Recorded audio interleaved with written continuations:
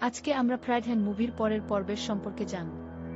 এই সিনেমাটি মূলত একজন সৎ ও আদর্শবাদী পুলিশ অফিসারের গল্প, যে গ্রামীণ অঞ্চলের দুর্নীতি এবং রাজনৈতিক মাফিয়াদের বিরুদ্ধে একাই যুদ্ধ ঘোষণা করে। গল্পের মূল চরিত্র দীপক প্রধান, যে নতুন একটি থানায় বদলি হয়ে আসার পর দেখতে পায় পুরো এলাকাটি এক প্রভাবশালী নেতার ইশারায় চলে এবং সাধারণ মানুষ প্রতিনিয়ত শোষিত হচ্ছে। দীপক কোনো চাপের কাছে মাথা নত না করে আইনের শাসন প্রতিষ্ঠা করতে বদ্ধপরিকর হয়।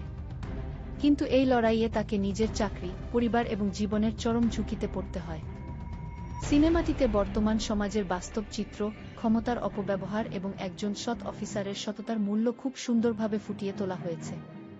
দীপক প্রধান কিভাবে সমস্ত চক্রান্ত ও প্রতিকূলতা পার করে জয়ী হয়, তাই এই ছবির মূল বিষয়।